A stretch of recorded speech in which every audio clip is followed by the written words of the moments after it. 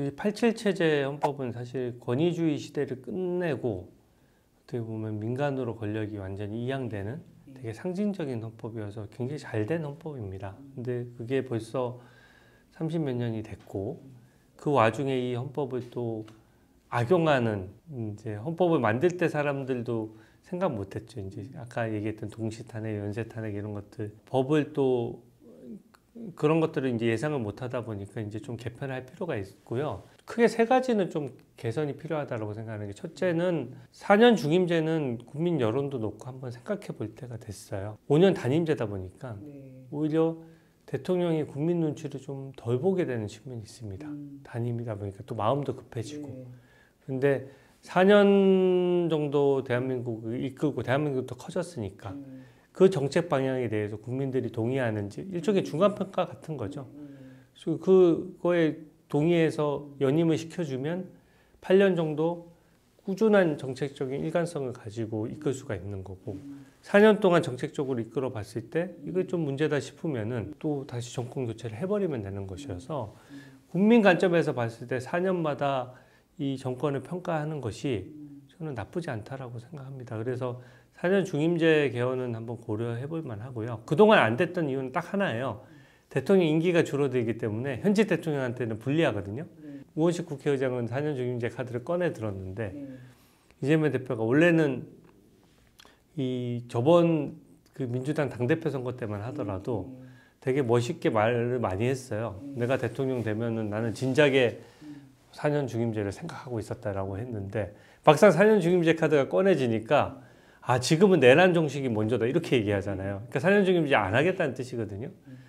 이재명 대표가 그래서는 안 되지만 만에 하나 대통령이 되더라도 본인 인기가 줄어드는 게 싫어서 4년 중임제는 지금 립서비스 하는 거라고 생각하거든요. 근데 이 4년 중임제는 그냥 국민의힘이든 민주당이든 떠나서 국민을 위해서 좀 한번 진지하게 논의할 때가 됐다 이렇게 보고요. 이번에 헌재 재판소에 대해서 너무 정치 이념적으로 하다 보니까 이게 지금 어느 정도 사법적인 판단을 해줘야 되는데 누가 선임했느냐에 따라서 이 정치판의 대리전이 벌어진 거예요. 그러니까 특히 문영배 소장 대행이 그 대통령 변호인단하고 그 헌법재판소에 이제 이해가 충돌했을 때 한 번도 어떻게 보면 재판하는 사람은 재판받는 사람을 더 배려해야 되는 건데 단 한 번도 이쪽 의견을 들어준 게 아니라 항상 재판을 빨리만 끝내는 데만 주력했거든요. 그러니까 이게 민주당 편드는 게 너무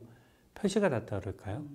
그래서 헌법재판관이 특정 세력을 대놓고 편든다는 이제 국민적 의구심이 든 이상 헌법재판소 제도도 한번 논의의 대상이 될 때가 됐다라고 생각하고 특히 중앙선관위 부분도 이번에 좀 불편했던 것이 중앙선관위의 부정 채용이라든지 자기 세습해서 물려주는 거는 지금 정말 한 몇십 년 전의 일인데 지금도 버젓이 중앙선관위가 되고 있잖아요. 정말 과거에 있었던 일을 지금까지도 하고 있는 거예요. 그만큼 성역이 됐고 무소불위가 돼서 중앙선관위를 좀 더 관리 감독을 더 잘해야 되는 시점인데 오히려 헌재가 자기들도 헌법기관이고 중앙선관위도 헌법기관이기 때문에 감사원조차도 함부로 감사하면 안 돼 라고 해서 성역을 더 공고히 해줬어요.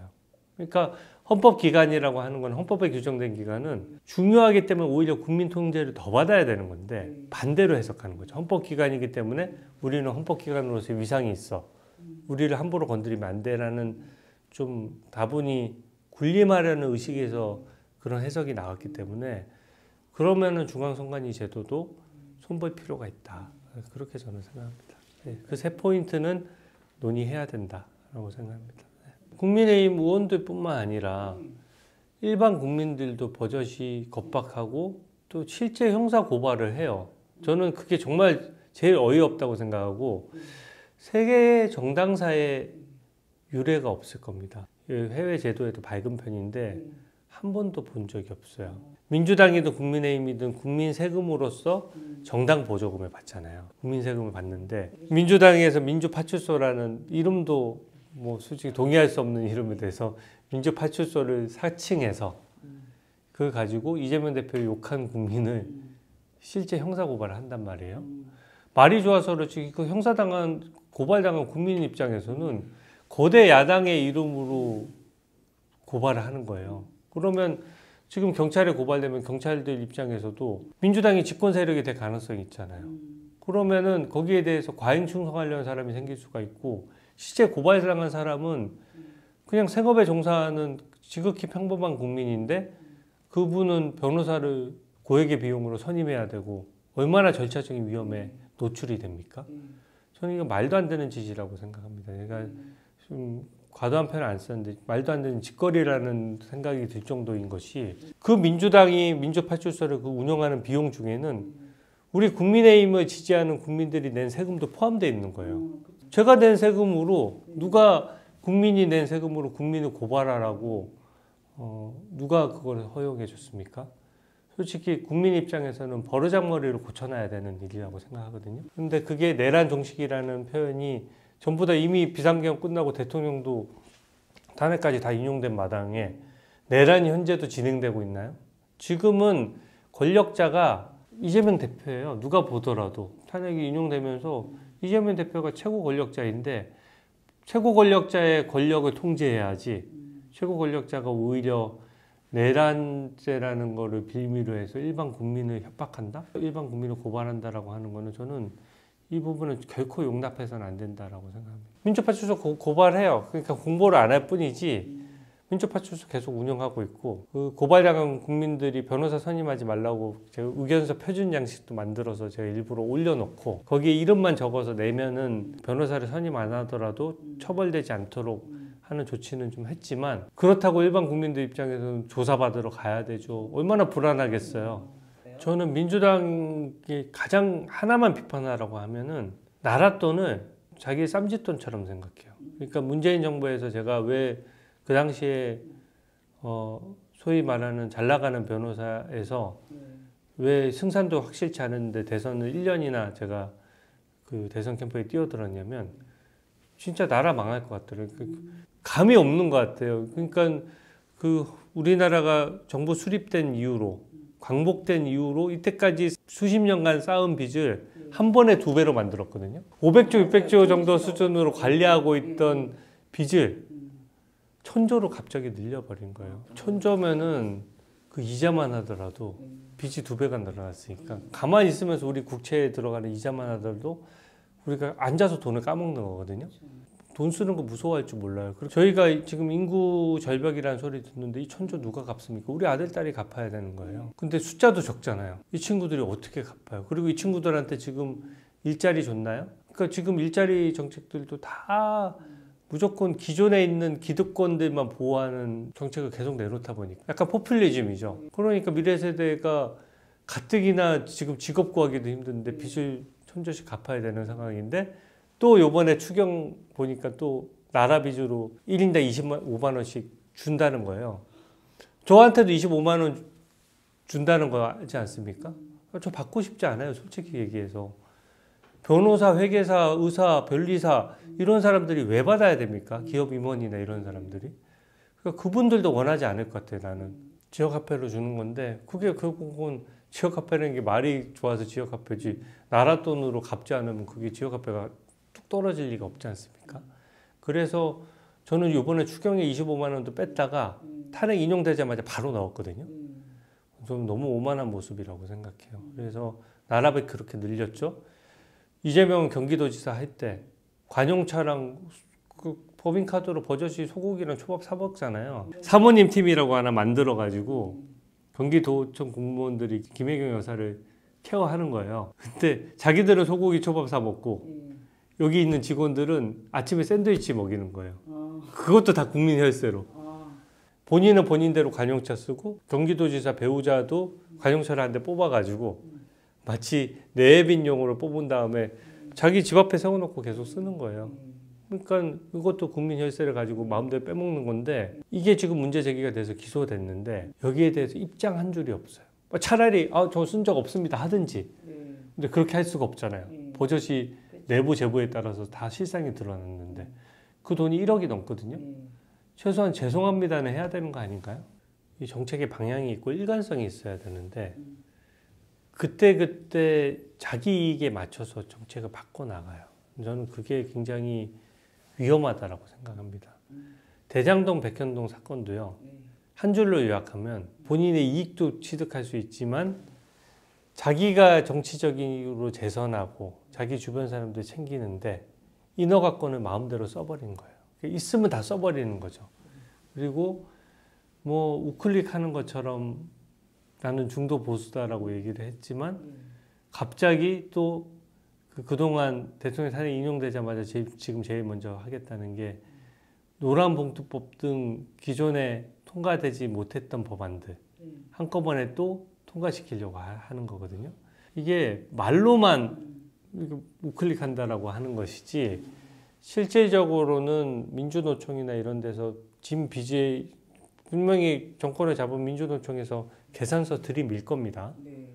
그랬을 경우에 지금 가뜩이나 기업들이 노동시장의 유연성이 확보되지 않아서 모든 기업들이 외국으로 나가는 판국이라서 우리가 일자리가 없는 건데 그걸 더 가속화시키지 않을까? 그래서 지금은 또 미국 관련돼서 막 마치 미국과의 관계를 개선할 것처럼 또 얘기하지만 기본적으로 이재명 대표는 다른 유무죄를 떠나서 북한에 가서 김정은을 만나게 하기 위해 가지고 경기도에 평화부지사 직도 만들고 국도 만들고 거기서 북한의 고위층에다가 사치용 관상용 나무도 갖다 바치고 800만 불 돈도 갖다 바치고 이랬던 상황이잖아요. 지금 우리나라에서 제일 중요한 거는 친중 친북을 해서는 대한민국의 국익을 지키기가 어렵다라고 생각하는 분들이 많거든요.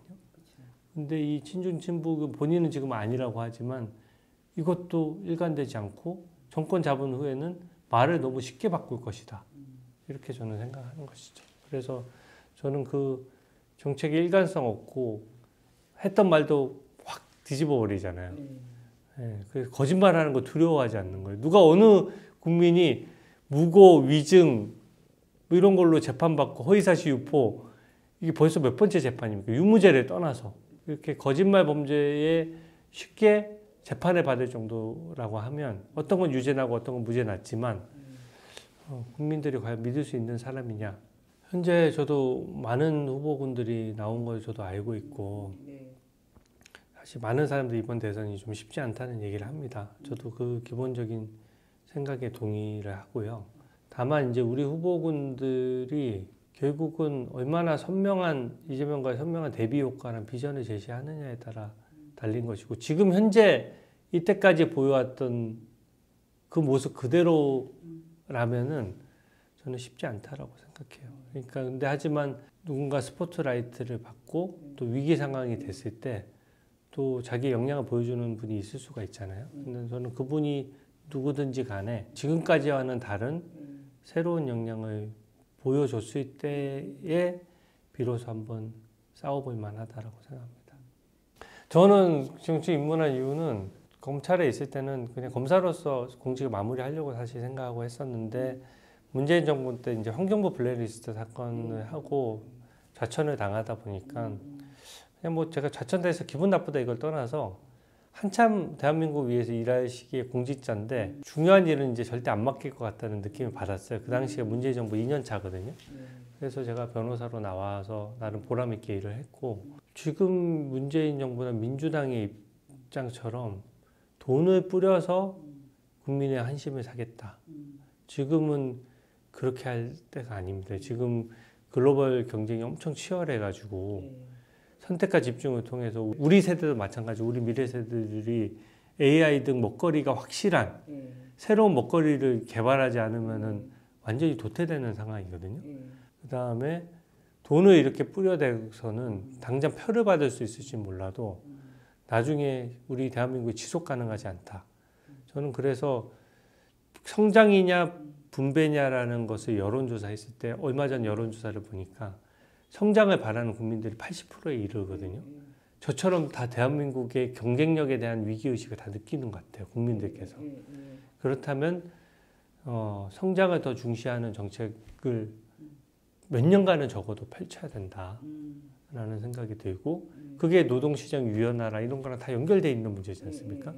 현재 민주당의 정책 지향성하고는 반대인 것이죠. 예. 그래서 저는 그런 면에서 좀 민주당이 지금 현재 이재명 체제가 들어서는 것을 막는 것이 저는 1차적인 목표입니다. 네.